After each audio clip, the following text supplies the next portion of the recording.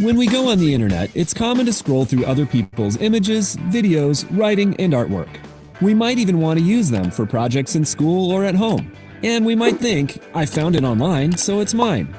But that's not the case. We can't treat things we find online like a free-for-all. The good news is that there are legitimate ways to use material we find online. But first, we need to be aware of three concepts: copyright, public domain, and fair use. Why is all of this so important? For one, there are legal reasons for protecting everyone's creative work. And there are also ethical reasons to give credit to the people who create the things we see and find online. Let's start with the legal reasons why we should think twice before copying and using someone's work. The first is copyright. Copyright is a legal protection that creators have over the things they create. Copyright requires people to get permission before they copy, paste, alter, or share what someone else has made. Most things that we find, download, and copy and paste from the internet are copyrighted. This means that the people who created them own the content and have a say in how they're used. But that doesn't mean that everything on the internet can't be used. Some creators indicate that their content is okay to be used by others, and other content might fall under what's called public domain. Let's look at what public domain means. When we search for content that's in the public domain, it means these creative works are not copyrighted and are free to use without permission by anyone, however they want.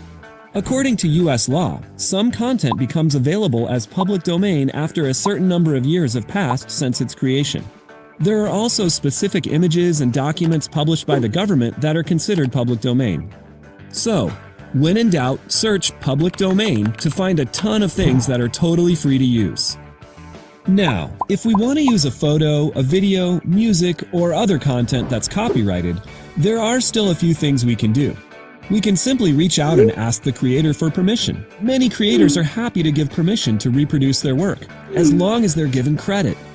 The third concept to take advantage of is called fair use. Fair use allows us to use copyrighted work without permission, but only in certain ways and in specific situations. These conditions involve 4 areas to consider: amount, purpose, nature, and effect. First, we can only use a small amount of the original work. This means someone can't copy the whole copyrighted song in their dance video, but they can use a short clip of it. Second, there has to be a new purpose in the project, meaning that we transform the original work into something new and different. Next, it's easier to claim fair use if the nature of the original work is non-fiction or based in fact, rather than creative or fictional. And finally, we need to ask ourselves whether the effect of the new work negatively affects the creator or the value of the original content. For instance, are we charging for or making money off someone else's work?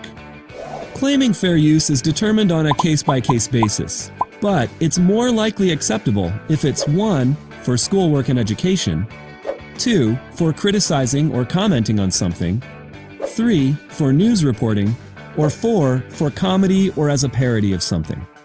We can think of fair use kind of like a square, and ask ourselves, is it fair and square? So that's the legal stuff.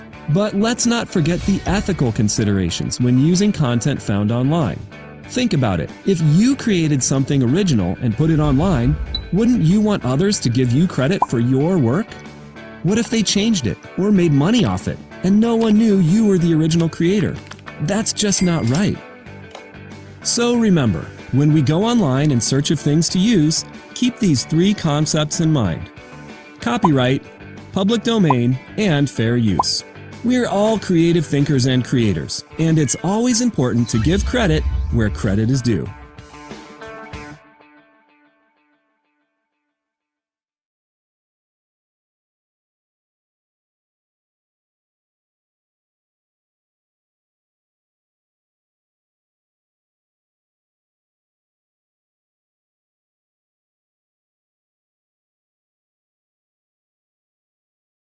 If you're over 64, do not pay for dental work ever again. Here's why.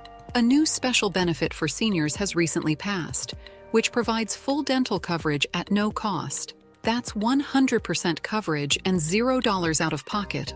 A study released by Northwestern University shows police violence is linked to higher preterm births and heart disease among black women. One of the researchers, Alexa Friedman, joins us to talk about the findings. Alexa, thanks so much for joining us tonight. Thank you for having me today. What was the impetus of this study in the first place? So we were motivated by the recent high-profile killings of Black individuals by police, and we wanted to investigate whether other sources of police misconduct that may be more frequent are also related to, or may also impact health outcomes. So what other sources, as far as just police force or them being in neighborhoods, what were some of the other things that you found to be a problem? So in our study, we looked specifically at complaints filed for excessive use of force by police. So this is an event where a person felt that there was an excessive force, that the police used excessive force, and they actually reached out to the police to file a formal complaint for that event. Now you say, well, it's well known that black women experience disproportionately high rates of preterm delivery and cardiovascular disease, but this new research says that there could be a reason for that. So tell us more about what you found out. Yeah, so in our study, our team from Northwestern University and North Shore University Health System, again, looking at complaints filed for excessive use of force, and we found that Black women living in neighborhoods where these complaints are more common are about 20% more likely to deliver preterm and about 40% more likely to develop cardiovascular disease as compared to Black women living in neighborhoods with less complaints being filed. And these results were consistent even after controlling for other neighborhood characteristics like violent crime or socioeconomic condition. When you say complaints, will the woman have had a direct contact with the police for this, or is it just in her neighborhood, in her environment? No, yeah, that's a great question. We've defined exposure purely based on an event occurring in their neighborhood. It did not have to directly involve them. Is it because they heard about it? Is it the media? What is it that drives this problem? That's another great question. We don't know with our research. We can't exactly speculate on that. But as a follow-up study, we are interviewing Black patients about their experiences with police and their exposure to police misconduct so that we can better understand that and try to understand that in future work. Now, this research took how long? We were using a cohort of patients across 10 years, and this was our project was about 1.5 to 2 years in the making. That's pretty significant, 10 years that you have found this. So you're saying that these problems that have happened over the last 10 years, you have found that women are having preterm delivery, that it is affecting the child in vitro. Correct. That's what we believe is happening, that this is a potential, if our findings are substantiated, this is a potential source of stress that may impact pregnancy outcomes. And that's something that has long-term implications. We know preterm birth affects long-term health and development. Give me an idea about the numbers. How many women are we talking? So in our study, we looked at exposure among about 60,000 patients, 60,000 patients with our exposure. 60,000 patients over a 10-year experience. And then not to mention the cardiovascular issues. That's separate from the preterm delivery, right? Correct. We used a separate cohort of patients for that, about 6,000 women. And in that cohort, we found that women, Black women in particular, who were exposed to police complaints were about 40% more likely to develop cardiovascular disease. And for that, we had an average follow-up period of about 8 years. What are you, and quickly, because we're almost out of time, but what are you hoping this research does? You know, where's our solution here? I think that's an excellent question. I think if our findings are substantiated and future research continues to show patterns like this, I think it's important to be aware of police misconduct as a source of stress that contributes to these adverse health outcomes that we're seeing among Black women. And I think it's important that legislators be aware of that. And if these findings are substantiated, that we potentially explore policy-based solutions. Researcher Alexa Friedman, thank you so much for that research. Be safe, be well. Thank you for having me. Here's one thing you need to do before you buy anything online. Don't spend another dime on Amazon. Petition is granted. The end of Brian Banks' ordeal was marked by tears after a judge threw out the rape charge that had sent him to prison for more than 5 years. My only dream in the world was to just be free and to have the same opportunity as everybody here. He was a 16-year-old star linebacker with a full-ride scholarship to USC and had dreamed to play in the NFL when in 2002, a classmate accused Banks of raping her in the stairwell of their Long Beach high school. Although Banks insisted it was consensual and there was no sex, he told KCBS TV that his defense attorney at the time gave him a choice: plead no contest to rape or risk a trial that could send him to prison for life. When you go into that courtroom, the jury is going to see a big black teenager, and you're automatically going to be assumed guilty. Those are her exact words. He took the deal, went to prison, and had to register as a sex offender. He thought that was the end of it. But after he was released, came a surprise: a friend request on Facebook from his accuser, Juanetta Gibson. I remember closing the laptop just like real quick and just like thinking, like, what did I just see? So Banks arranged a meeting with a private investigator who videotaped the whole thing. No, he did not. Gibson later explained she hadn't wanted to say that publicly for fear of losing a $1.5 million settlement that her family had gotten after suing the school district. I may not ever get the answers as to why I was supposed to go through what I went through, but I know that I'm here today and I remain unbroken. Unbroken and working to get his life back on track. Those dreams of playing in the NFL, he says, might be realized yet. Lee Cowan, CBS News, Los Angeles. It's a historic day in Central Florida. Today, a judge exonerated the 4 black men who were wrongly accused of raping a white woman 70 years ago. WESH News' Bob Hazen is live for us in Lake County this afternoon. And Bob, it has been an emotional morning for friends and family of the men known as the Groveland Four. Yeah, for sure. And you know, this building behind me, this is the Lake County Museum right now. But back in the 1940s, it was the courthouse, and it's where the case of the Groveland Four first was heard. Today, it's where family members celebrated as their innocence was returned to them. And in court, family members also broke down when the word came down.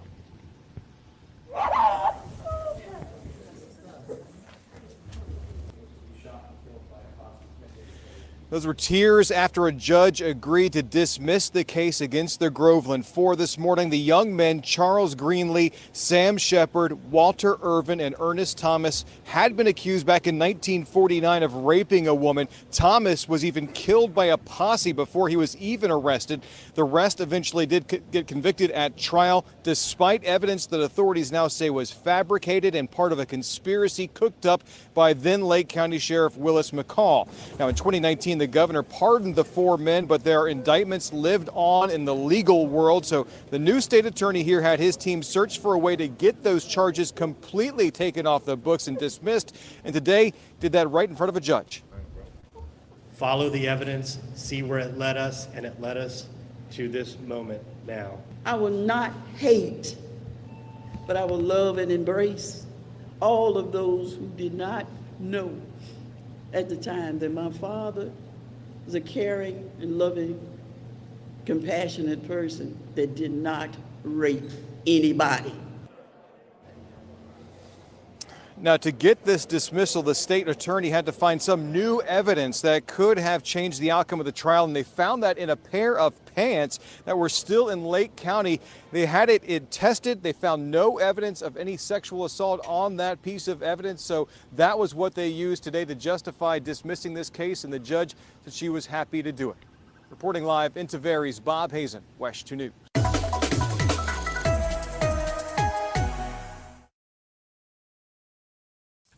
Most people have no clue that in 2023, the best way to make money on Amazon is not with physical product.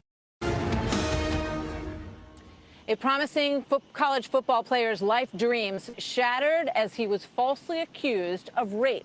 His accuser, 19-year-old Nikki Iovino, told police that she went to a party where 2 football players forced her to have sex in a bathroom. She later admitted that she had sex willingly and was afraid that if she admitted that, another student wouldn't want to date her. Malik St. Hilaire speaks out here exclusively tonight for the first time about the case. But first, Trace Gallagher live in our West Coast newsroom with the backstory here. Hi, Trace. Hi, Martha. At the time, Nikki Iovino was attending Sacred Heart University in Fairfield, Connecticut. She claimed the incident happened at an off-campus party, that 2 Sacred Heart football players pulled her into a bathroom, took turns holding her down, and sexually assaulted her. Iovino claims she repeatedly told the men she didn't want to be there, that she had friends waiting for her outside, and to please let her go. Both men admitted having sex with her, but said it was consensual. The players were not arrested, but one lost his scholarship, and both say say they were pressured to leave school while they awaited disciplinary action. Then Nikki Uvino drastically changed her story, admitting in a sworn statement that she made the whole thing up because, quote, it was the first thing that came to mind and she didn't want to lose another male student as a friend and potential boyfriend. The document goes on to say Uvino hoped that when the other student heard the allegation, it would, quote, make him angry and sympathetic to her. Uvino was sentenced to a year in jail for falsely reporting an incident and interfering with police. Minneapolis-St, one of the players wrongly accused, says he spent 18 months trying to keep his name out of the news, but finally he felt compelled to appear at the sentencing to talk about the significance of Uvino's actions. Watch. My life has been altered and shaped in ways that nobody here could imagine. I just hope that, you know, she knows what she's done and the fact that my life will never be the same. Like, I have anxiety, I have, like, PTSD from this. Uvino made more headlines during her sentencing by appearing to roll her eyes and smirk several times. Her attorney claimed she was simply moving her eyes in innocuous ways, adding that she was forced to stand in handcuffs for 30 minutes and couldn't get her hair out of her eyes. He called reports of her bad behavior a manufactured storyline. Martha. Trace, thank you. Joining me now exclusively, Minneapolis-St and his attorney, Frank Riccio. Welcome to both of you. Good to have you here. Thank you. So you're a football player. You're at Sacred Heart. In high school, you were a wide receiver, most valuable player, team captain, right? Serious about what you were doing. So you go to college, you go to this off-campus party, and like that, your life has changed. What was your reaction when you heard what she was accusing you of? Well, to be honest, it was crazy. That was the biggest type of accusation somebody can make. Like, the only thing close to that is murder. And that was just to have a sister and a mother and just people that I care about, and somebody to accuse me of that. It was life-changing because, you know, people don't look at you the same way. People don't talk to you. People, you know, everybody, especially because of how everything played out, I didn't even have a chance to even clear myself. So automatically I'm looked at as something and someone. And you felt like everyone automatically believed her? No, not automatic. People that knew me, they knew better. You know, but just people, if you didn't know this story and you just heard of it, all you hear is somebody is accused of that. And because that was the case, it was just really hard to go through things, you know, to be an accusee of that. What did her claim do to your life? Really, it really did a lot. At that moment, I had to leave school. We were suspended from school, weren't allowed to attend classes. And then when trying to get back into school was very difficult because we no longer had the aid that we had, scholarships that we had. Did you lose a scholarship? I wasn't on football scholarship at the time because that year I decided, that semester actually, I was trying to transition into communications, but I was on scholarship. I had received scholarships from Harlem Week and from things that I did within the community of New York City. So from that, it was just crazy because I didn't even have opportunity to gain those things and to transition my life into what I wanted to transition it to. Tell me about the moment that you learned that she had recanted her story, that she was admitting that it didn't happen that way. Well, at that moment, it was a breath of fresh air, a little, you know, because it was like finally she's telling the truth. Like finally she's coming out and saying what really happened, because, you know, but still at that moment, you know, I was still out of school. I was still having difficulty. So even though she may have come out and tell the truth, the damage had already been done. Were you angry? I was less furious. I was more confused and just trying to figure things out. And at that moment, I just had a lot of pain in me. And what I did is I really just, you know, turned my pain into passion. Do you think that young men in these situations on college campuses get a fair hearing? Do people listen to their side of the story? I mean, I think that was one of the issues, was the fact that when this happened, we didn't even give a statement. We had no opportunity to even give a statement when it happened. So we were suspended. So the school kicked you out without asking you to come explain what happened? Was not asked a question about what happened before being suspended from school. So that was, yes, extremely unbelievable. I think one of the issues, too, is the Title IX process in general. Yeah. You had a guest on your show on Wednesday that spoke of this very issue. these Obama-era policies created a very low standard of proof. I'll call it no standard of proof. And I know Betsy DeVos is working on a new set of proposals that will add due process, add the ability to raise the standard of proof and raise the ability to cross-examine and present evidence, review evidence. That does not exist in the Title IX concept right now. Yeah, I mean, it's unbelievable that no one asked you or the others your side of the story. You were told to pack up your stuff and leave? Yes, immediately. Pretty much packed up my stuff that upcoming week, because it was on a weekend, that upcoming week packed up my stuff and had to figure out what to do from there. What's your next dream? How are you trying to put your life back together? Well, really from this, what I've been doing is just putting my pain into passion, and my passion has been music recently. I've been putting out a lot of music. I've performed in New York City. I've really been trying to turn my life around and put this into, use this situation to better myself. So I'm putting this situation into my music. Does it make you think twice about your interactions with women? Oh, no doubt.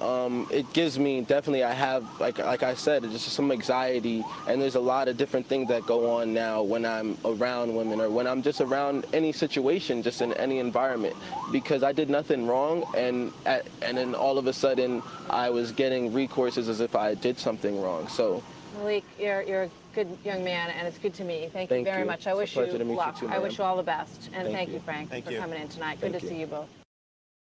I'm going to introduce you to a rape victim who testified in court for more than 2 days. When asked to identify her attacker, she pointed at a man and said, quote, "I'll never forget that face for as long as I live, ever." Turns out that face, that man, was not the rapist. Under the sign that says love are best friends Ronald Cotton and Jennifer Thompson. There's no way to explain it. It's just, our relationship was very organic in this very strange way. Strange way and powerful. Their story begins in 1984 when Jennifer was a college student in North Carolina. A man broke into her apartment. When I asked who was there, who is that, a man very quickly jumped up on my bed and straddled me and put a knife to the left side of my throat and told me to shut up or he would kill me. For about 20 minutes, Jennifer was raped. I did. I made two decisions that night. One is I wasn't going to die, not there, not like that. And that if I lived, I was going to pay attention to every detail about his face and remember everything that I could in those moments where I could look at his face and remember all the details about the face. I would burn it into my mind. Jennifer eventually escaped, eventually made her way to the police, where she used that image burned in her mind for an artist to create this sketch.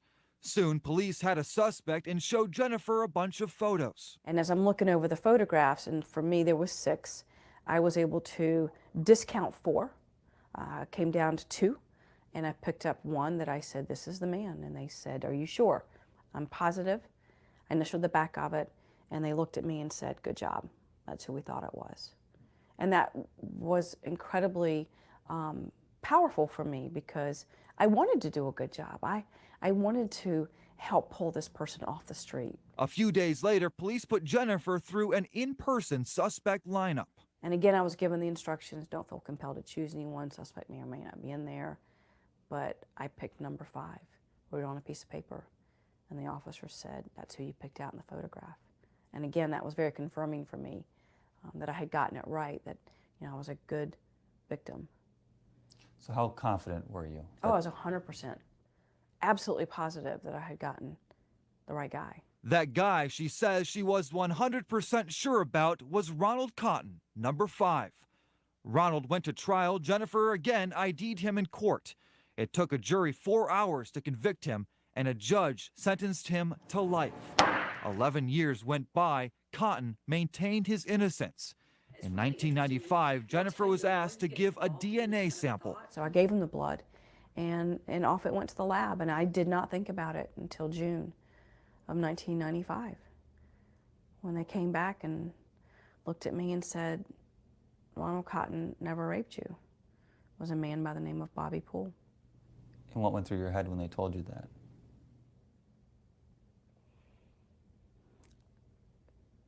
I just couldn't understand it. Not only had Jennifer ID'd the wrong man, while Cotton was in prison Poole went on to rape other women. I just really began to suffocate and was just paralyzed. Just with guilt? With everything. Guilt, fear, shame, confusion, anger, disbelief, and me. It was really one of the hardest things it was much harder than the night I was raped. It took 2 years for Jennifer to get the courage to meet the man she helped wrongfully convict. Here comes this man walking into the room, and I physically could not move, and I just started to sob, and I asked him if there was any way in his heart he could ever forgive me, and Ronald just took my hand and started to cry and said, "I forgave you years ago, Jennifer." Jennifer and Ronald now travel the country telling their story. They even have a book out, Picking Cotton. Jennifer says she's even forgiven her rapist, who died in prison. Now, when you picture the person who was raping you, who do you see? Nobody. And that's the most beautiful thing of them all. It just isn't there. Jennifer's message is one of love and forgiveness, but also the flaws in the criminal justice system, including eyewitness identifications, which cause about 3/4 of all wrongful convictions proven through DNA. When we are doing it wrong, we are really failing everybody. We're failing a community because there's no trust. We're failing the defendant and the defendant's family. We're failing the victim and the victim's family.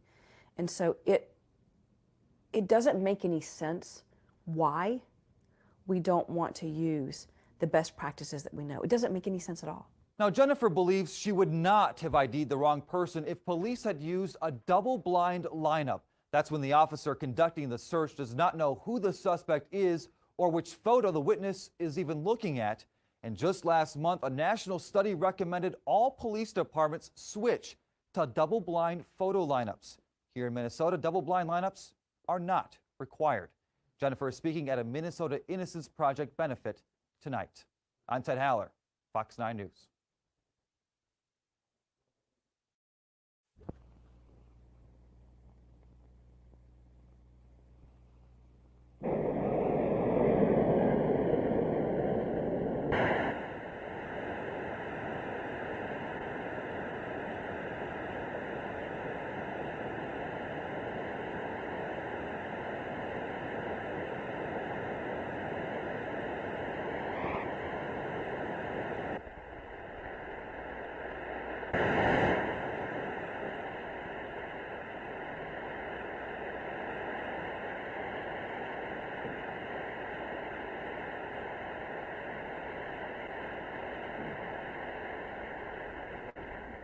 Dean Napier, Mr. Bell, members of the faculty and members of the student body of this great institution of learning, ladies and gentlemen. Now, there are several things that one could talk about before such a large, concerned, and enlightened audience. There are so many problems facing our nation and our world that one could just take off anywhere. But today I would like to talk mainly about the race problem, since I'll have to rush right out and go to New York to talk about Vietnam tomorrow, and I've been talking about it a great deal this week and weeks before that. But I'd like to use as a subject from which to speak this afternoon the other America. And I use this subject because there are literally two Americas.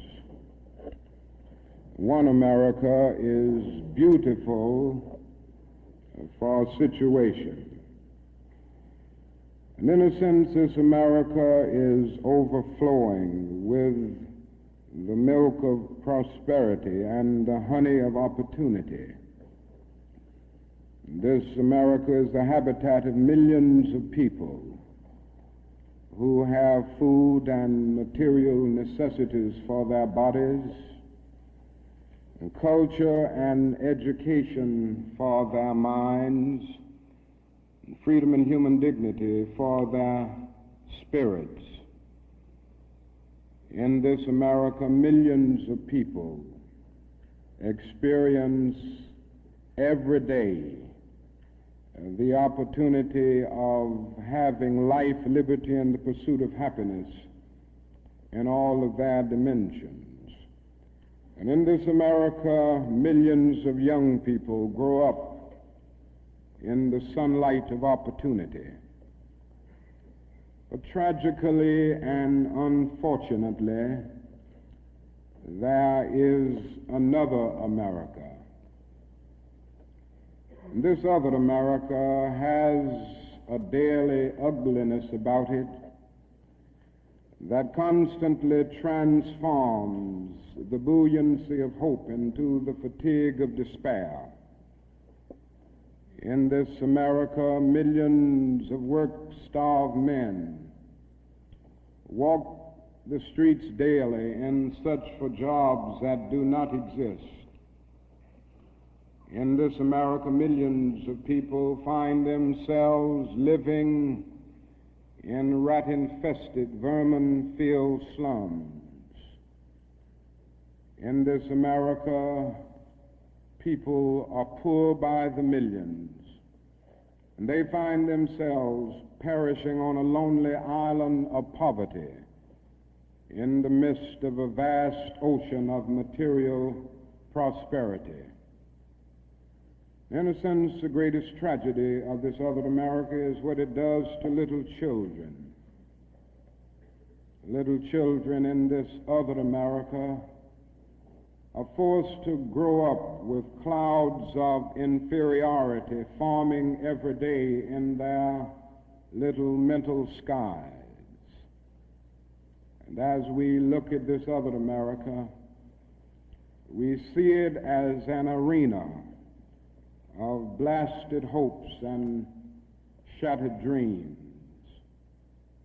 Many people of various backgrounds live in this other America. Some are Mexican Americans, some are Puerto Ricans, some are Indians, some happen to be from other groups. Millions of them are Appalachian whites.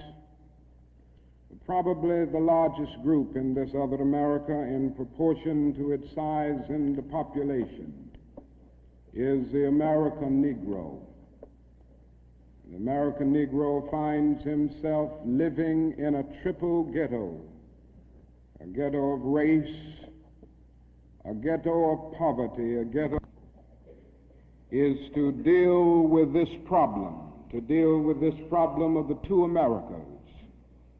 We are seeking to make America one nation, indivisible, with liberty and justice for all. Now let me say that the struggle for civil rights, or the struggle to make these two Americas one America, is much more difficult today than it was 5 or 10 years ago. For about a decade or maybe 12 years, we struggled all across the South in glorious struggles to get rid of legal, overt segregation and all of the humiliation that surrounded that system of segregation. In a sense, this was a struggle for decency. We could not go to a lunch counter in so many instances and get a hamburger or a cup of coffee. We could not make use of public accommodations. Public transportation was segregated, and often we had to sit in the back, and within transportation within cities, we often had to stand over empty seats because sections were reserved for whites only. We did not have the right to vote in so many areas of the South. And the struggle was to deal with these problems. Now, certainly they were difficult problems. They were humiliating conditions. By the thousands, we protested these conditions. We made it clear that it was ultimately more honorable to accept jail cell experiences than to accept segregation and humiliation. By the thousands, students and adults decided to sit in at segregated lunch counters to protest conditions there. And when they were sitting at those lunch counters, they were in reality standing up for the best in the American dream and seeking to take the whole nation back to those great wells of democracy which were dug deep by the founding fathers in the formulation of the Constitution and the Declaration of Independence. Many things were gained as a result of these years of struggle. In 1964, the Civil Rights Bill came into being after the Birmingham movement, which did a great deal to subpoena the conscience of a large segment of the nation to appear before the judgment seat of morality on the whole question of civil rights. After the Selma movement in 1965, we were able to get a voting rights bill. Now, all of these things represented strides, but we must see that the struggle today is much more difficult. It's more difficult today because we are struggling now for genuine equality. And it's much easier to integrate a lunch counter than it is to guarantee a livable income and a good, solid job. It's much easier to guarantee the right to vote than it is to guarantee the right to live in sanitary, decent housing conditions. It is much easier to integrate a public park than it is to make genuine, quality, integrated education a reality.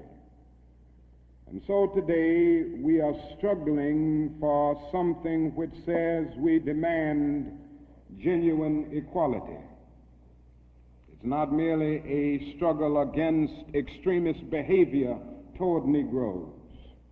And I'm convinced that many of the very people who supported us in the struggle in the South are not willing to go all the way now. I came to see this in a very difficult and painful way in Chicago over the last year where I've lived and worked. Some of the people who came quickly to march with us in Selma and Birmingham were active around Chicago. And I came to see that so many people who supported morally and even financially what we were doing in Birmingham and Selma were really outraged against the extremist behavior of Bull Connor and Jim Clark toward Negroes rather than believing in genuine equality for Negroes. And I think this is what we've got to see now, and this is what makes the struggle much more difficult. And so as a result of all of this, we see many problems existing today that are growing more difficult. It's something that is often overlooked, but Negroes generally live in worse slums today than 20 or 25 years ago. In the North, schools are more segregated today than they were in 1954 when the Supreme Court's decision on desegregation was rendered. Economically, the Negro is worse off today than he was 15 and 20 years ago. And so the unemployment rate among whites at one time was about the same as the unemployment rate among Negroes. But today the unemployment rate among Negroes is twice that of whites.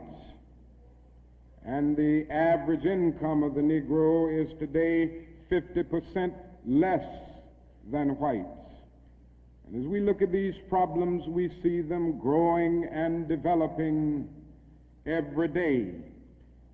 And we see the fact that the Negro economically is facing a depression in his everyday life that is more staggering than the depression of the 30s. The unemployment rate of the nation as a whole is about 4%. Statistics would say from the Labor Department that among Negroes it's about 8.4%.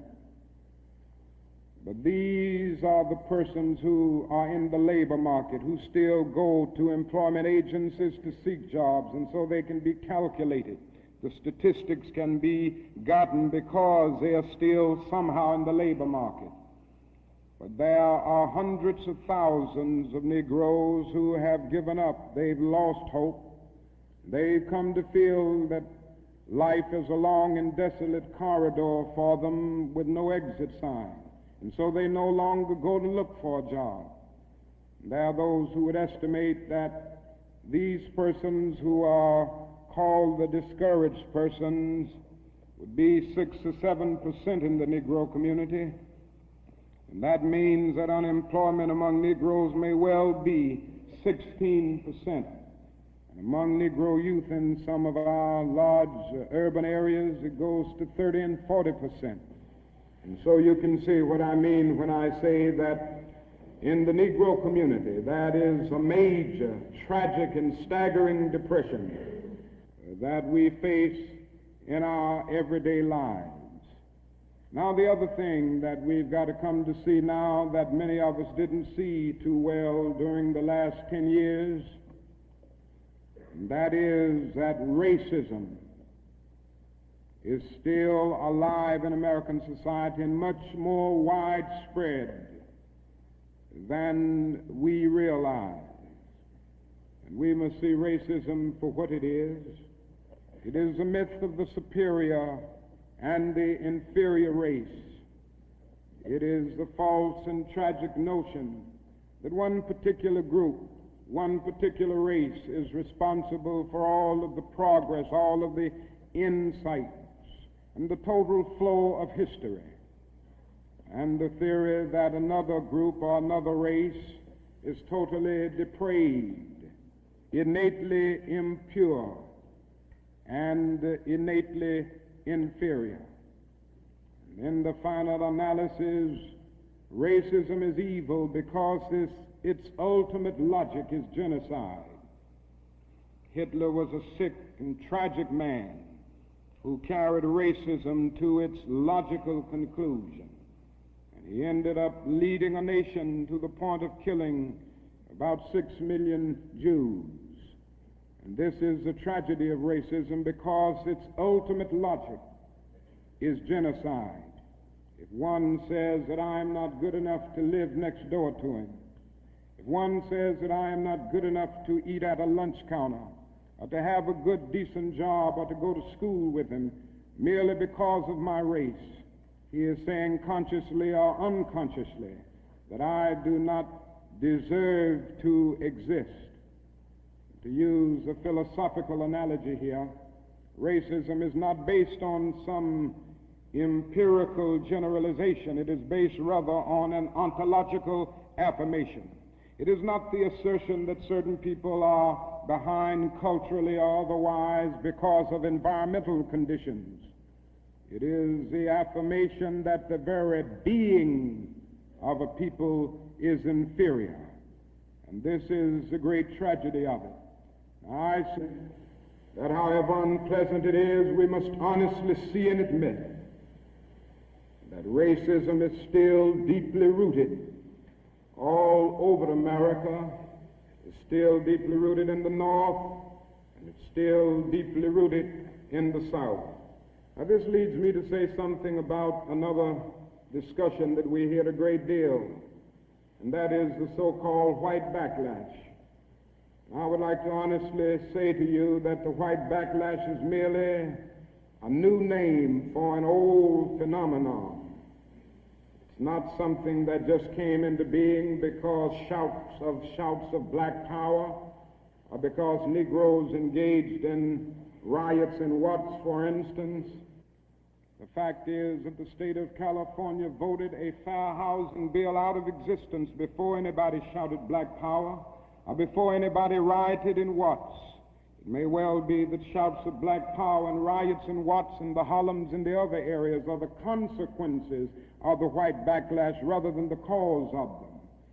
What it is necessary to see is that there has never been a single solid, monistic, determined commitment on the part of the vast majority of white Americans, the whole question of civil rights and on the whole question of racial equality. This is something that truth impels all men of goodwill to admit. It is said on the Statue of Liberty that America is the home of exiles. But it doesn't take us long to realize that America has been the home of its white exiles from Europe. But it has not evinced the same kind of maternal care and concern for its black exiles from Africa. It is no wonder that in one of his sorrow songs, a Negro could sing out, "Sometimes I feel like a motherless child." What great estrangement, what great sense of rejection caused the people to emerge with such a metaphor as they looked over their lives. What I'm trying to get across is that our nation has constantly taken a positive step forward on the question of racial justice and racial equality. But over and over again, at the same time, it made certain backward steps. And this has been the persistence of the so-called white backlash. In 1863, the Negro was freed from the bondage of physical slavery. But at the same time, the nation refused to give him land to make that freedom meaningful. And at that same period, America was giving millions of acres of land in the West and the Midwest, which meant that America was willing to undergird its white peasants from Europe with an economic floor that would make it possible to grow and develop. And refused to give that economic floor to its black peasants, so to speak. And this is why Frederick Douglass could say that emancipation for the Negro was freedom to hunger, freedom to the winds and rains of heaven, freedom without roofs to cover their heads. He went on to say that it was freedom without bread to eat, freedom without land to cultivate. It was freedom and famine at the same time. But it does not stop there. In 1875, the nation passed a civil rights bill and refused to enforce it. In 1964, the nation passed a weaker civil rights bill. And even to this day, that bill has not been totally enforced in all of its dimensions. The nation heralded a new day of concern for the poor, for the poverty-stricken, for the disadvantaged, and brought into being a poverty bill. But at the same time, it put such little money into the program that it was hardly and still remains hardly a good skirmish against poverty. White politicians in suburbs talk eloquently against open housing, and in the same breath contend that they are not racist. Now, all of this and all of these things tell us that America has been backlashing on the whole question of basic constitutional and God-given rights for Negroes and other disadvantaged groups for more than 300 years. So these conditions, persistence of widespread poverty, of slums, and of tragic conditions in schools and other areas of life, all of these things have brought about a great deal of despair and a great deal of desperation. great deal of disappointment and even bitterness in the Negro communities. Today, all of our cities confront huge problems. All of our cities are potentially powder kegs as a result of the continued existence of these conditions. Many in moments of anger, many in moments of deep bitterness, engage in riots.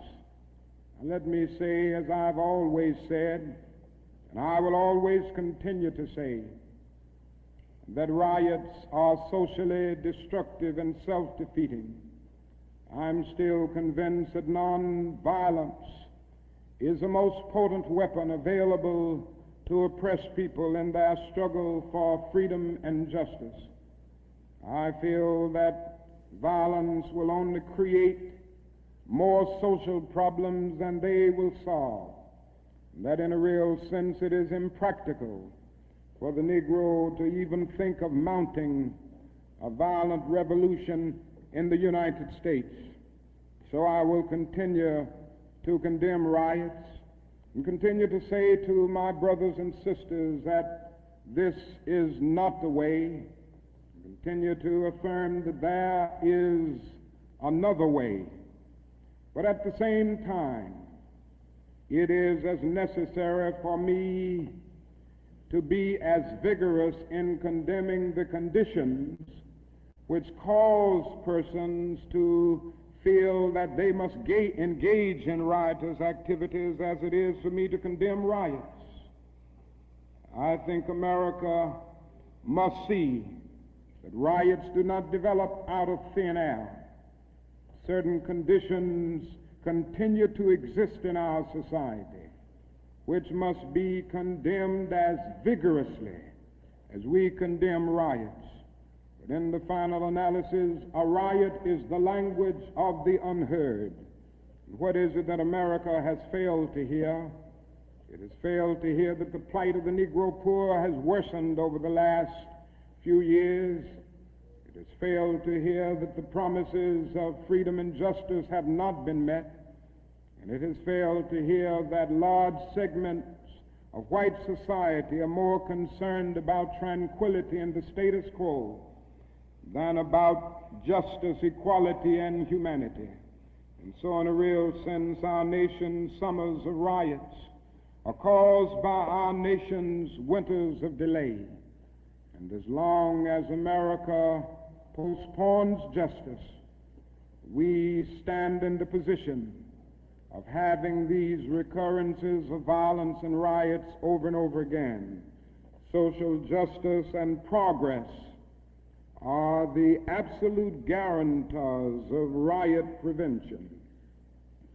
Now let me go on to say that if we are to deal with all the problems that I've talked about, that we are to bring America to the point that we have one nation, indivisible, with liberty and justice for all, there are certain things that we must do. The job ahead must be massive and positive. We must develop massive action programs all over the United States of America in order to deal with the problems that I have mentioned. Now, in order to develop these massive action programs, we've got to get rid of one or two false notions that continue to exist in our society.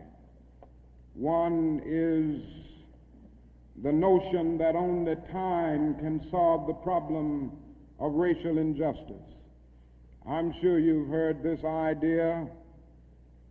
It is the notion almost that is something in the very flow of time that will miraculously cure all evils. And I've heard this over and over again. There are those, and they're often sincere people, who say to Negroes and their allies in the white community that we should slow up and just be nice and patient and continue to pray, and in 100 or 200 years the problem will work itself out, because only time can solve the problem. I think that is an answer to that myth. And it is that time is neutral. It can be used either constructively or destructively. And I'm absolutely convinced that the forces of ill will in our nation, the extreme righteous in our nation, have often used time much more effectively than the forces of goodwill. And it may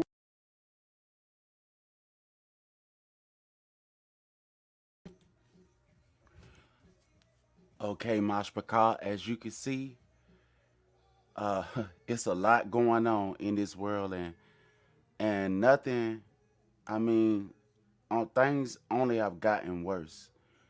There's somebody in the background playing music. They working out there, so just try not to pay that attention.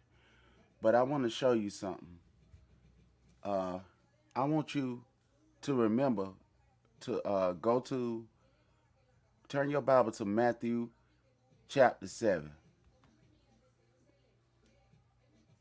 Turn your Bible to Matthew in chapter 7.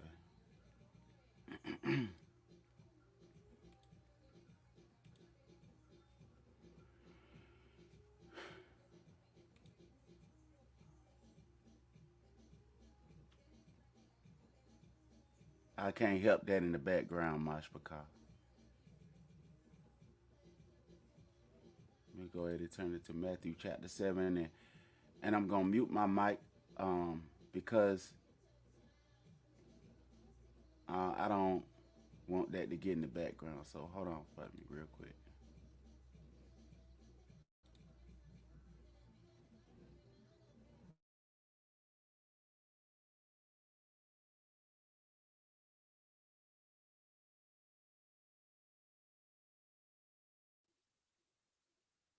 Matthew chapter 7.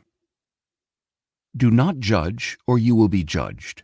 For with the same judgment you pronounce, you will be judged, and with the measure you use, it will be measured to you. Why do you look at the speck in your brother's eye, but fail to notice the beam in your own eye? How can you say to your brother, let me take the speck out of your eye, while there is still a beam in your own eye? You hypocrite, first take the beam out of your own eye, and then you will see clearly to remove the speck from your brother's eye. Do not give dogs what is holy. Do not throw your pearls before swine. If you do, they may trample them under their feet and then turn and tear you to pieces. Ask, and it will be given to you. Seek, and you will find. Knock, and the door will be opened to you.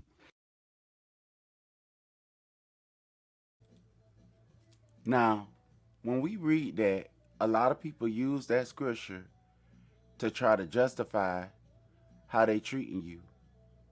And I want to tell you something. There's many verses in the Bible that's showing that Yah delivered people out of another person's hand. And even though the scriptures say that we have all sinned and fallen short of the glory of Elohim, it still does say that he delivered people. So there is none righteous, no, not one. That means that all of us have broken the law, statute, and commandment of Yahweh at one point in our life. And that does not justify people to do anything to you. The scripture also says, do not hurt the wicked of my people. Neither don't hurt the righteous or the wicked. He wants you to give them an opportunity to get it right. But when you look at people, right? He said, I have not come for those who are righteous. I have come for those who are sick. He said, I ain't come for those who are well. I came for those who are sick. And Yasharal is in a sick state. We have lost ourselves. We're coming to the knowledge of ourselves in the lands of our captivity. Many of us don't know one Hebrew word, and if we do know it, we don't even know that we know it, a lot of us. Some of us, the only thing we know how to say in Hebrew is shalom or shalom. Some of us we can't trace our lineages back. Like me, take me for example. I can't trace my lineage back past at least 4 generations. 3 or 4 generations. And many of us can't even count that far back. We are broken down as a nation. So if we are waiting to be broken as a nation, you got to understand that that has already occurred. See, back in the day, before we were brought over here and lost who we was as a people, because over here it don't matter who you is, and they will make sure that you understand that who you are as a person is not valuable, and we will destroy it inside of you and try to make you what we deem fit for you to be. You are called over here to be punished. And when you say that, people say you're making excuses. But the Bible does not state that an unrighteous people should hit somebody upside the head and be justified for what they do. The Bible does not teach that because all of us have broken the law in our life before, that means that you should put false charges on people. There are many brothers and many sisters who are locked up right now behind bars that did not commit the crime that they locked up for. That does not justify it. And now if we go by this, that people say, well, ain't nobody in this world that can say that nobody ain't never did wrong. Then let me show you something. Everybody that's putting people inside of prison, that's the guards and that's the judges. All these people, the lawyers and all these people who are not in prison, if that be the case, then every last one of the persons that's prosecuting and coming at people all kind of ways should be locked up in prison themselves. Everybody. That means that they all need to go inside the prison along with everybody else that's walking around here in this planet.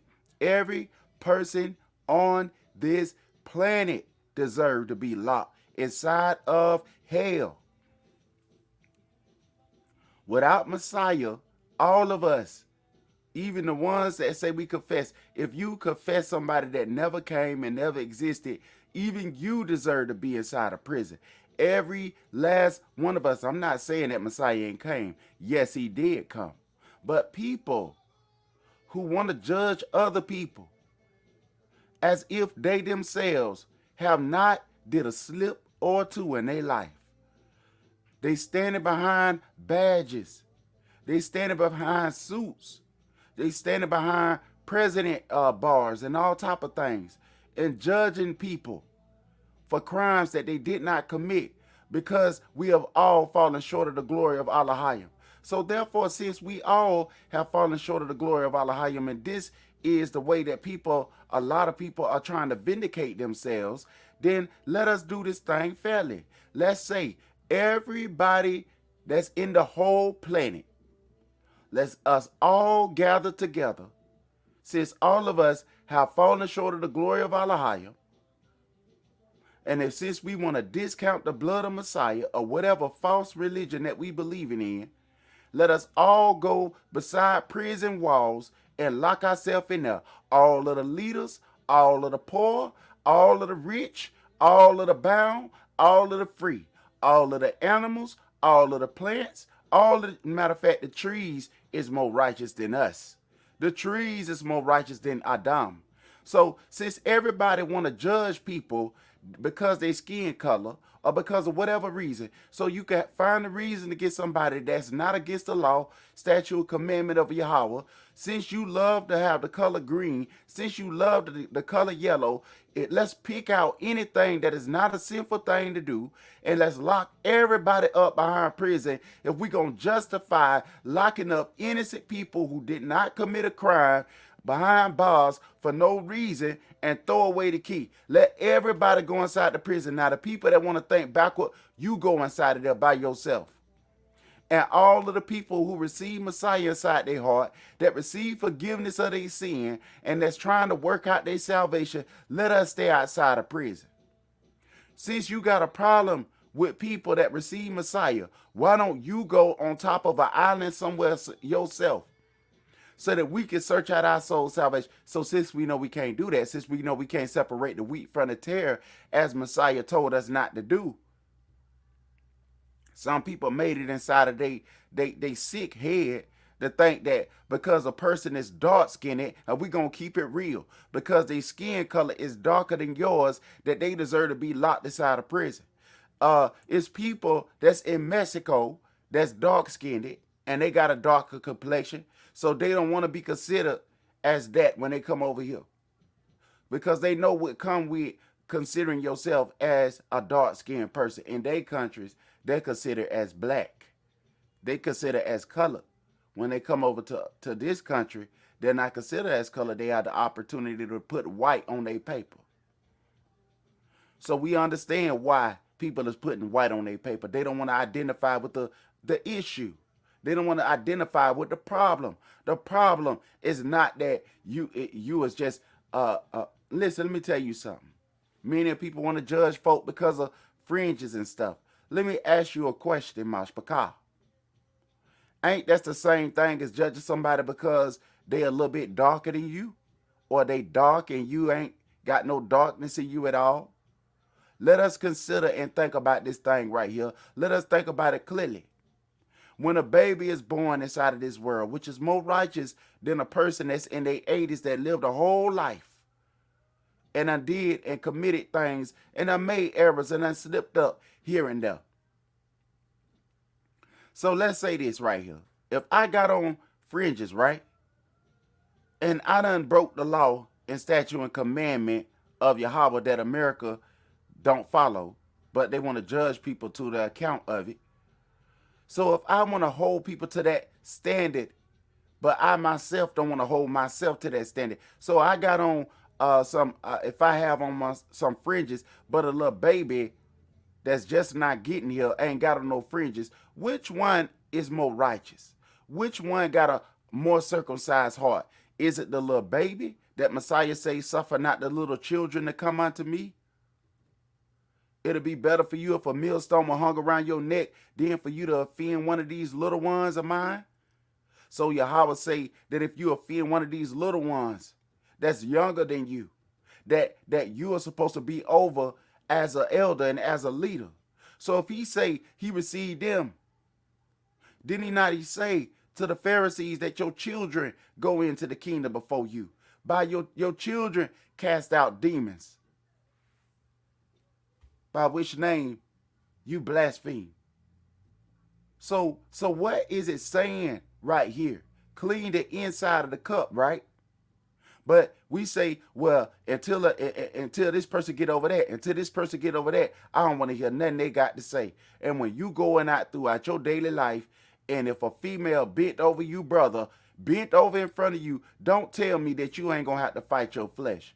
Sisters, if a brother walked up to you with grease all on his shirt, flexing his pecs, don't tell me that you ain't going to have to fight your flesh.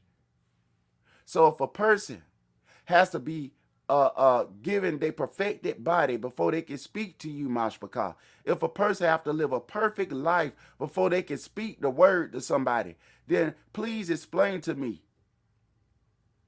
Please explain to me how that lady that told a lie in the scripture, when they was coming to look for Israel, that came over there into that land, and that woman who was a harlot and that told a lie to those people that came looking for him, did y'all understand that woman's situation? Did he understand? Did they not honor that woman with honor because she wasn't no sellout?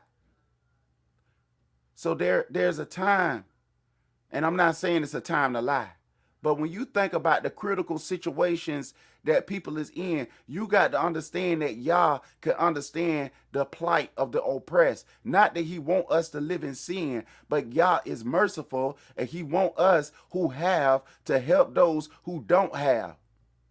Why would Yah judge the rich for neglecting the poor? Why would Yah judge a parent who neglected their child and their child went out there and cut up? Why would he judge the parent? See, if you rich, you have power. See, the scripture says that money gives you some kind of power. If you're rich, if you have money, you have some kind of power. And if you neglect your responsibility as an elder or as a leader, whether if you're poor or rich, you have somebody that you got to give an account. Why would I tell somebody? Why would I tell a female who lost her mother, her brother, her sisters, her husband, and about to lose her mind, that because she had an outbreak of anger for a season, that when she come and asks for mercy, she can't receive mercy because she a loud black woman? Why would I say to the oppressed man who hungry and ain't got nothing to eat that the law of mercy does not apply to you? Because you should know better and you should do better. But when the person who telling them go inside of hard situation, they'll find themselves fighting against their flesh. Have you ever been homeless before to understand the plight of those who are hungry in the street? Have your belly ever felt like it was touching your spine before? Have you ever had a situation like that going with you before, that you could understand the plight of the oppressed?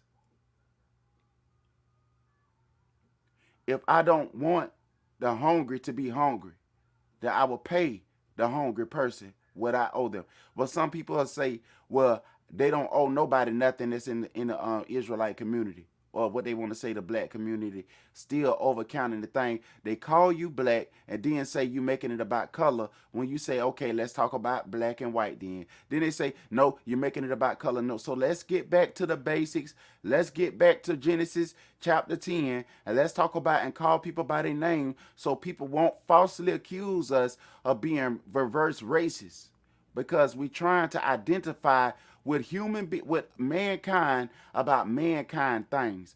Since we don't want to understand it in the way that was formed up and made in these countries, then let us form it up by calling people who they are. We don't want to do that, so we'll retort back to color, so we'll call ourselves black and brown and white and whatever. So people don't want to understand this. They'll get so bad and then they'll start calling you. They'll say that the person that looked like the aliens on Toy Story is the people of the book. Whether to deal with this situation that's been going on with us as a people, and with also with the poor of other nations who also are suffering. Listen, you got to remember, everybody that's poor ain't wicked, and everybody that's rich ain't wicked. But everybody that's rich ain't righteous, and everybody that's poor ain't righteous.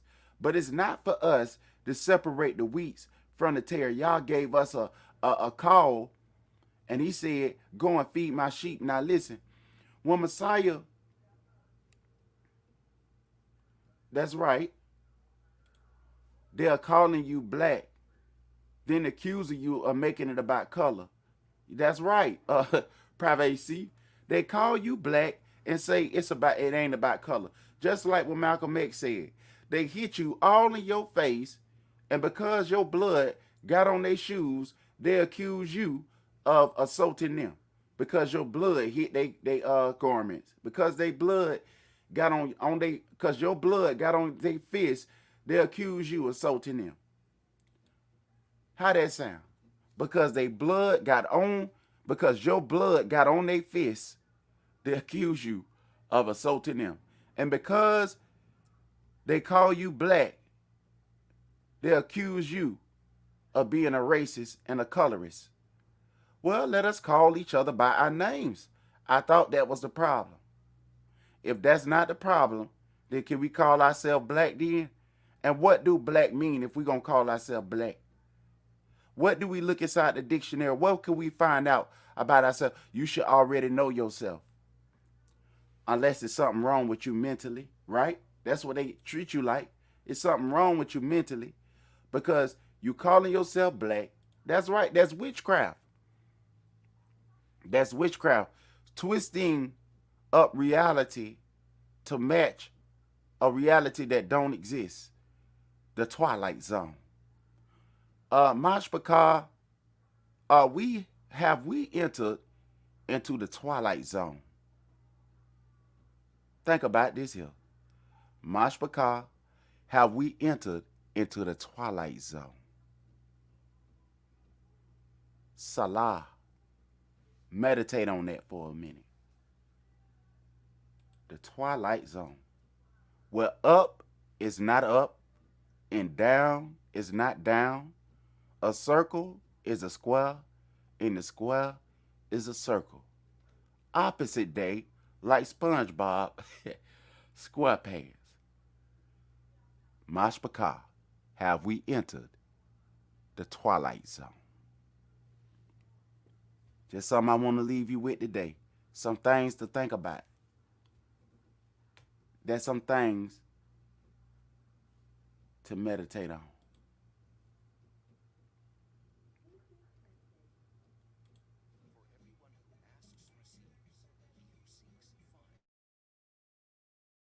Open. Which of you, if his son asks for bread, will give him a stone? Or if he asks for a fish, will give him a snake? So, if you who are evil know how to give good gifts to your children, how much more will your Father in heaven give good things to those who... Okay. So, if we know how to give, if wicked people know how to give good gifts to their children, right? If wicked, let me ask you something. The people that sentence innocent people to prison for life for a false accusation, don't you think they know how to give good gifts to their children? Don't you think they know how to treat themselves well? Don't they go on vacation? Don't they treat their animals well? Don't they know how to feed Ruffy? Whatever the dog name? They didn't know how to feed Tweety Bird when Tweety Bird need their seeds. If they know how to give, if the wicked know how to give good gifts to their children, how much more will the Heavenly Father give you the Ruach HaKodesh when you ask for His Spirit? So people say that these people who are calling on Yah, calling Him by His name, is a cult. They make it an issue when you say Yahweh, but it seems like to me that we only catch a lot of flack when we say Yahweh, not when we speak Assyrian. Sometimes when you speak Arabian, because it's a propaganda going on, propaganda machine. When I think it was a news story that came out a while back, or it was a warning or something that they were saying that you can't say Yahweh. You remember what they said? When you look inside the Bible, they say His name is too righteous for you to speak. So they gave you a false name to speak. Which one would you rather hear? Would you rather hear a false name or the real name? I'm going to get off of that because we find controversy with everything that you're trying to do to reach out to Yah. And that lets you know that you're on the right track. When everything that you do to try to seek for your Father, which is in Shemayim, and we say in English, which is in heaven, that is supposed to be in your heart when you confess Him. He is faithful to give you His Ruach HaKodesh. How long do you got to lay down on the floor and slob back the mouth and vomit out your mouth and kick over tables and jump and roll over across the floor and scream and holler to your ears and your head hurt until Yah can hear you? Ask to give you His Ruach HaKodesh. So if the wicked know how to give things to, listen, when the government give money for your free labor to somebody else, if they give your money to people who didn't work for your wages. They work for their own wages. They should pay them for their wages, right? But I'm not saying that nobody shouldn't get paid for their wages. I'm just saying that your wages shouldn't be free, right? Or cheap labor, which will make you not want to get up and go and work for cheap and free labor, which won't hardly cover one of your bills anyway. So I ask you a question, right?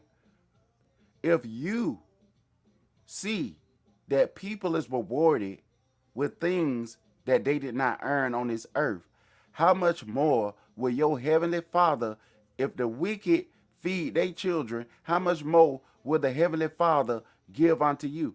If the devil reward his children, how much more will your heavenly Father give you the Ruach HaKodesh when you ask him? How many years do you got to call on him before he do a righteous thing? It is righteous for him to give you his Ruach. It's righteous for the Father to honor what he already honored, which is the lamb sacrifice, right? So now, can you imagine renting a place for 10 years, and after the 10 year of your rental, a person move in as the new owners, you fulfilled your contract, and somebody else move in and restart your whole contract, and now you got to pay as if you had never lived before. So 5 or 10 of your life is wasted, is counted as nothing. Now, can you imagine? Because a lot of us is going through that today with rentals. Can you imagine 400 years of free servitude and the rest of the years of cheap and oppressing labor and the rest of the years of gaslighting? Can you imagine if y'all agree with that? Then what is you serving? But who? Listen, if I got to serve in Alahayim that agree with the lifestyles and the things that people do to oppress, and what did he say? Woe unto those who what? Woe unto those who tempt. Listen to this. It is impossible that offenses come. But woe unto the man, and then watch this. What did he say? Woe unto those who cause one of the least of these little ones of mine to sin. So somebody can cause you to sin. So when I say to you that oppression can cause people to sin, people seem like in power, the people in power seem like they don't understand that oppression can cause people to transgress. Now, if an animal was hungry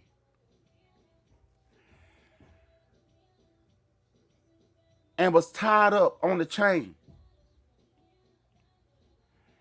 and animal rights activists saw the animal tied up on the chain,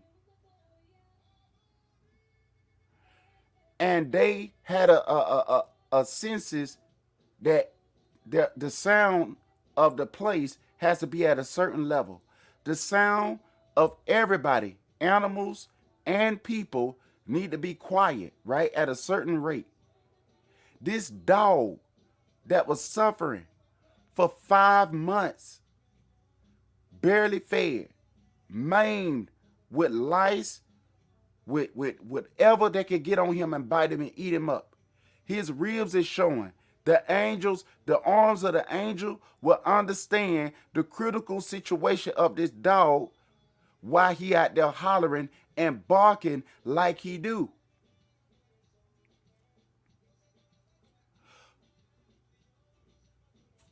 But these people who have been oppressed for these 400 and something years who was bound for 400 and something years, stricken from their names, land, and culture and freedom, who was bound.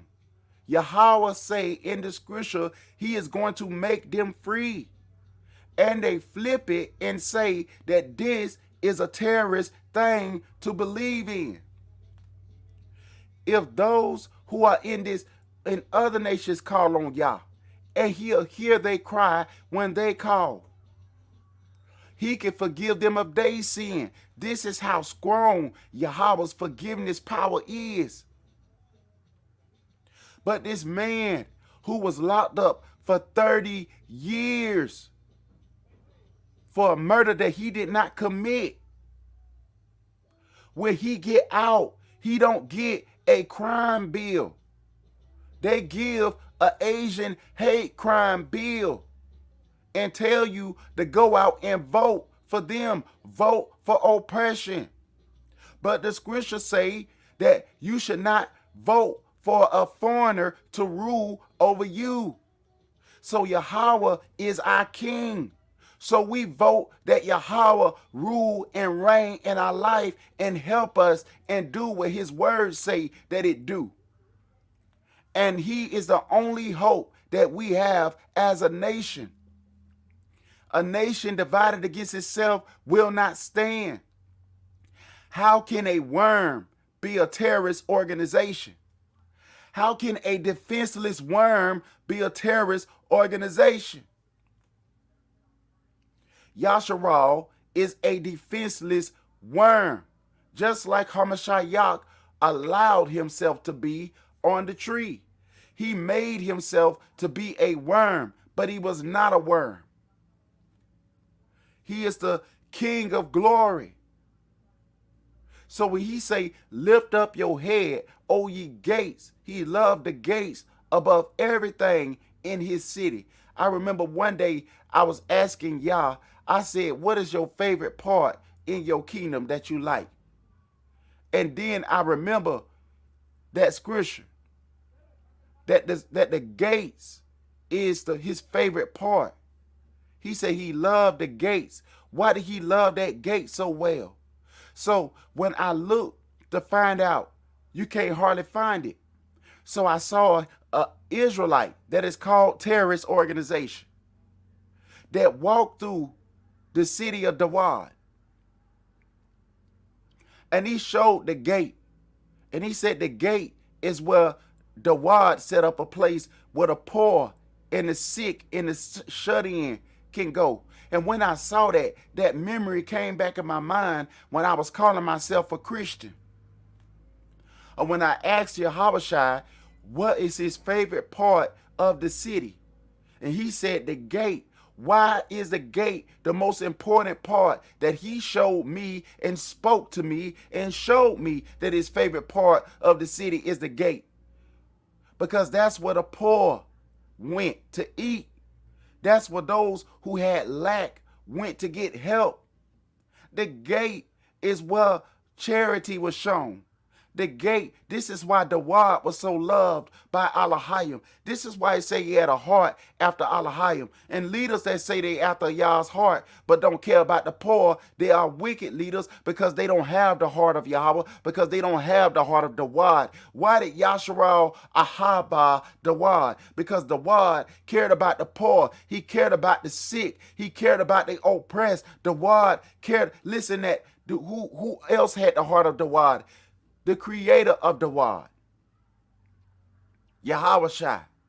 So when Yahushua, who Dawad had a heart after, walked this earth, he cast out spirits.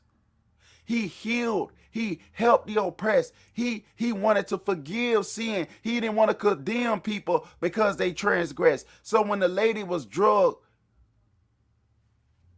and they was trying to bear false witness, well, which means that they weren't judging the right way, because they brought the woman but didn't bring the man.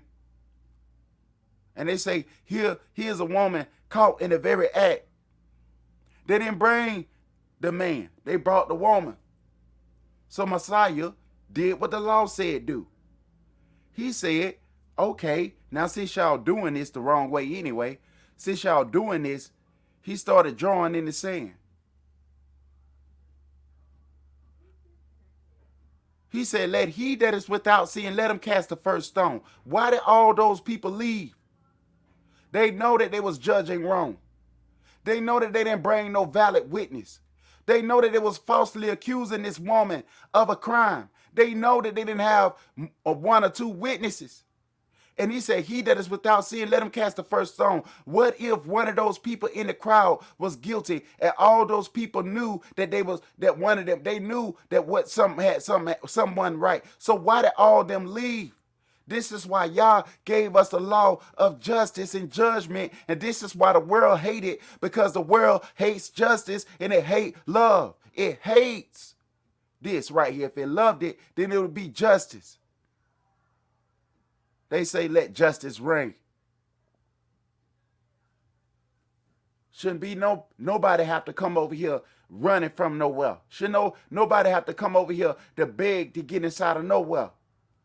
Because if people was righteous like they say they is, then they would be treating folk like they supposed to treat them. Then they say, why not Negroes speak up for everybody? Negroes are oppressed just like everybody else, but everybody ain't going through the same measure.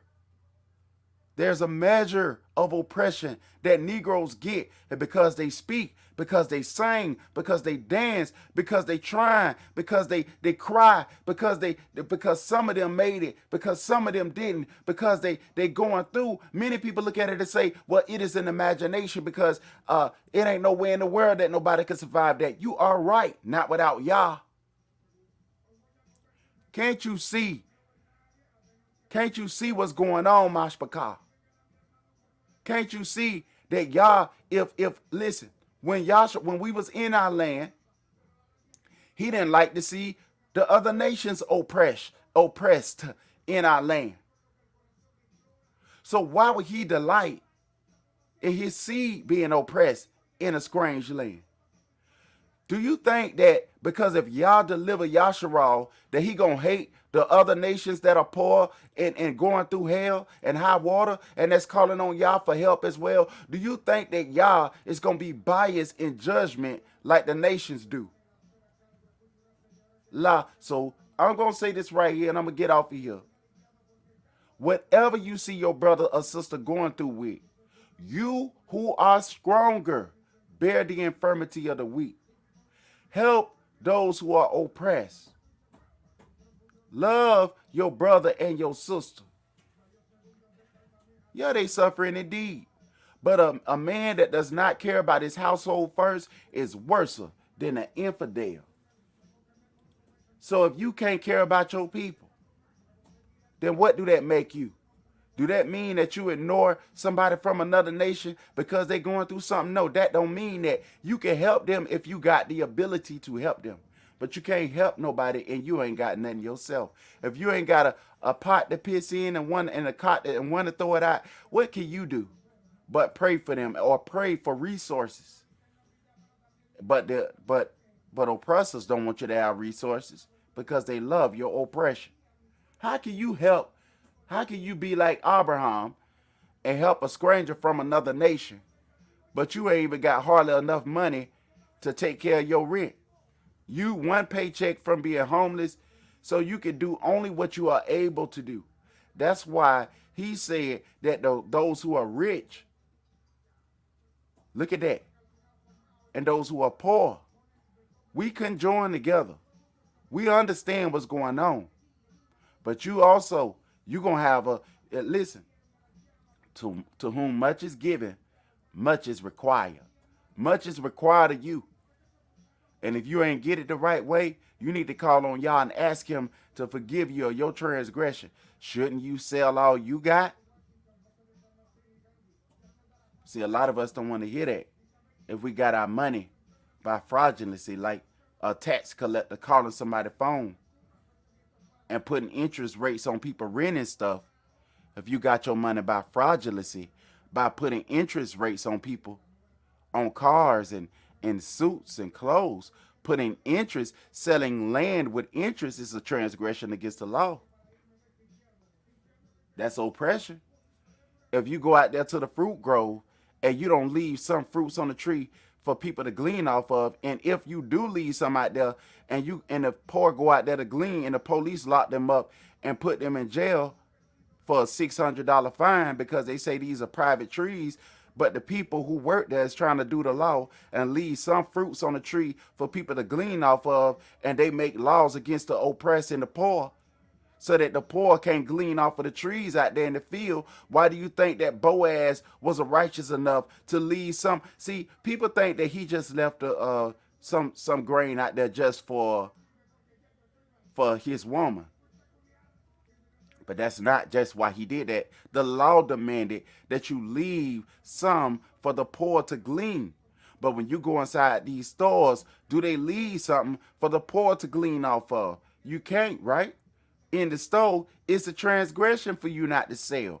But what about those who plant the seeds out there in the field? And what about those who are in the store that's adding interest on stuff? See, that's what I'm talking about. But folk want to turn around and try to find a nitpick at you to try to find out, okay, what this person doing wrong so I can figure out how I can wiggle myself out of this. No, don't try to judge other folk. Look at yourself in the mirror. What people got to be all the way set up and have a perfected body, a resurrected body in order to tell you something that's right?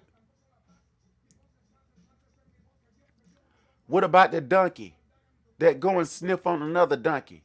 The donkey told Baal, you better not go on. He said, if the donkey saved Baal life, the donkey spoke to Balaam and told him that I was afraid because I saw the messenger, something that man was supposed to be able to see, right? But he was going to curse people. That's what we need to understand. The donkey opened his mouth.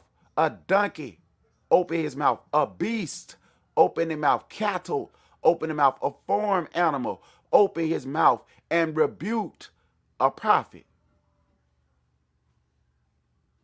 A wicked prophet that told one prophet that got a commandment. The prophet was given the command, listen, go and do your business here and keep this order.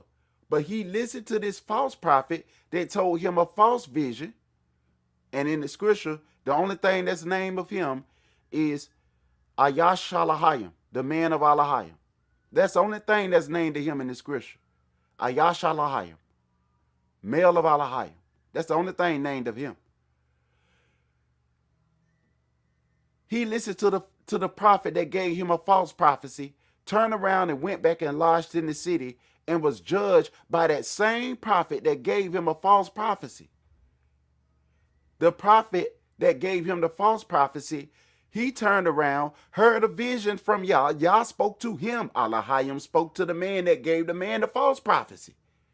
And the man that gave the false prophecy turned around and gave an accurate prophecy to the man with the Ayash Alahayim, the man of Alahayim, the Adam Alahayim. And that man that was actually called was judged by the other prophet that gave him a false prophecy. So how can somebody say that Yah can't use whoever and whatever, how he want to use people? Think about that right now.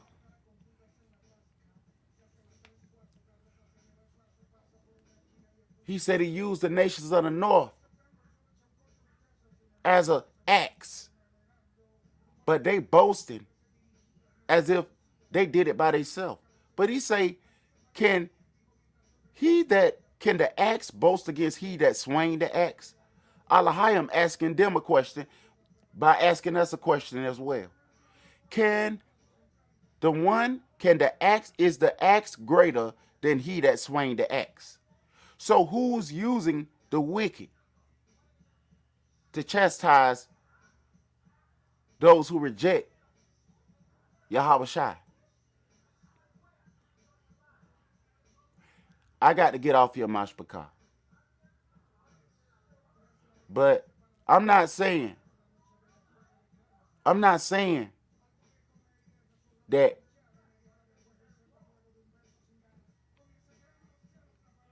I know everything past, present, and future. But one thing I do believe is that if Yah can give us all these prophecies and they be fulfilled like they are being fulfilled and are fulfilled, and the ones that was fulfilled and the ones that's in the process of being fulfilled, if Yah can do all that right there, how can we question whether or not the authenticity of him? I remember one time the news said that a hurricane was going to come through where we stay at. But the hurricane didn't come through here. But if the news said a hurricane was going to come again, I would still go and try to prepare for the hurricane. Why? Because I know that man can err. But if you get a warning, you should listen to the heed. But Yah has given us a warning and fulfilled the warning. Well, the warning is being fulfilled because he said it's going to happen and it's happening like he said it's going to happen. Why should I question reality? If I question Yah, I'm questioning reality. If I question Yah, I'm questioning whether if we came over here on slave ship. If I'm questioning Yah, I'm questioning reality. If I'm questioning Yah, I got to question when the news say that it's wars and rumors of wars all around the world. If I question Yah, I got to question the news when the news say that. So how can I say, if I question Yah, I got to question whether or not if that we been through Jim Crow. If I question Yah, I got to question the transatlantic slave trade war. If I question Yah, I got to question the Assyrian war that the Igbos had escaped out of, the Limba and the Igbo, what they call themselves. If I question Yah, I got to question the Arabian slave trade that was prophesied in the Bible. If I question Yah, I got to question the rulership of the nations of the north that's currently on this earth that was prophesied by Daniel the prophet through the spirit of Allahayim. If I question Yah, I got to question reality. If I question Yah, I have to question whether if Nebuchadnezzar ever existed, even though Nebuchadnezzar has a bloodline. If I question Yah, I got to question whether or not if the Ethiopians exist. If I question Yah, I got to question whether or not if the Europeans exist. If I question Yah, I got to question whether if the animals exist. If I question Yah. If I question Yah, I got to question whether if a man and a woman make a baby. If I question Yah, that's what I got to do. I got to question Yah in order to question reality. If I question Yah, I question reality. If I question Yah, I got to question whether or not if I respect somebody, if I speak to them with a soft answer and to turn away wrath, I got to question that right there because I got to question Yah. Think about that. All right, I got to go, Mashpaka. And remember, I got some music on there y'all can listen to and be blessed as well. And remember to go through the channel slots that y'all see on my community tab. I think it's on, let me see exactly where it's at. So y'all can go and see. And also you can look on my community tab on the news place. And y'all can see a lot of the other channels that y'all can go and check out. There's channels on my, so you can keep up with the family. It's on my home page. You will see Kate Judah, Sister Niggas, Malaka Adiyah. You'll see We Woke Now. We Woke Now Extended. Make sure y'all subscribe to We Woke Now Extended. That's Pastor Kelly's other page. So y'all subscribe to that one. And then you have Chicky History Channel. Y'all please subscribe to the sister channel. Sister Nick y'all please subscribe to her channel. Sister Oils of Joy, Music Joy Lester. Please subscribe to her channel. Brother Moshe Ben Yehuda Yisrael, Mother April Showers, The Oracle, 007, Monster Moshe, Positive Reinforcement, Brother Fix It, For Your Consciousness, Namaria, Amina Coleman, Sister Naomi, Yah's Chosen, B Sparrow, African Diaspora News Channel, Sister to Leah Levy. All of the channels that I listen to and watch, not all of them, but the majority of them is up there. So y'all can please subscribe to the Mashpaka if y'all want to keep hearing words of the Most High, and let's just stay at peace with one another, Mashpaka. And whatever we doing wrong, let us seek for y'all to help us to work on ourselves, to get over a lot of stuff we doing. And I'm about to go from here, Mashpaka, but I hope that y'all got a blessing out of this here. And I want to say shalom to you. And shalom, Domain Logan. I'm glad to see you out. It looked like you new to the channel.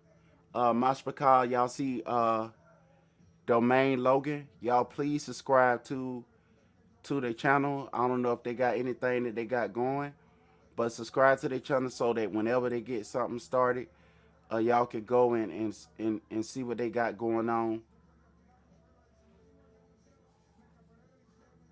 All right, that's cool. And also there's a stranger who has been helping me as well. It's and because I don't know what his faith is or what he really believes, but I noticed that he has been helping me a lot. And I want y'all to go and support these people that's been showing love to you. You know, there's many of y'all, and I can't get to you all. But if I miss you, please don't charge it to my heart. Charge it to my peanut head. All right. And I'm just gonna give a shout out to Brother Dan. He's a stranger from the other nations. And Sister Y Society, thank you for sharing my song, my newest song that came out. I work hard on my music, sister. It is not easy, and it's not easy. And Mother April Showers, y'all, please subscribe to the Mother channel.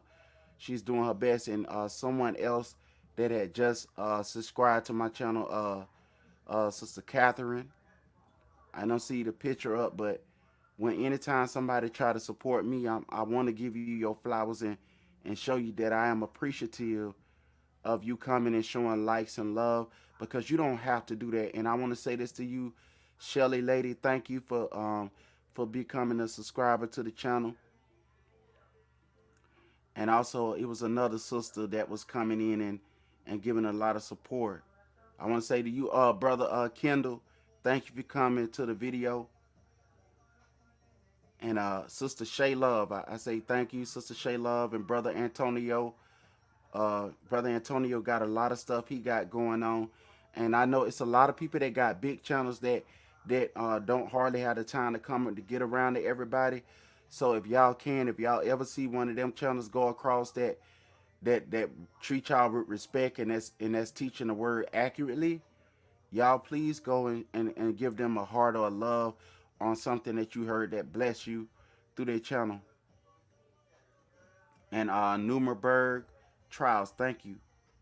I'm gonna give one more shout out. It's not everybody. Jesus Price, he come in and he correct my grammatic errors a lot of times, and I need that. I want to say thank you for that. And I want to say again, Brother K. Judah, thank you, brother. Thank you again, Brother K. Judah. And please go and support anybody that y'all see that's teaching the word properly, or you see them scribing to do it properly. Please go and show them some love and help them if you can, if you have understanding. Try to help them with as much that's in you. Oh, and Monster Moshe always come up and show love. And I can't forget my brother Monster and brother Abasi. I can't do that now. I can't do that now, brother Monster and Abasi. I can't do that. I got to remember my brother and my sister. All right? And if I miss you, please don't think that I forgot about you, because I'm going to be thinking about you and praying for you, praying with you. If I think about you, and I think about all of y'all when y'all come to my mind, and I want to say thank y'all for being patient with me and throughout the struggles that I deal with. You know, And I just want to say shalom to you. Shalom, Mashpaka.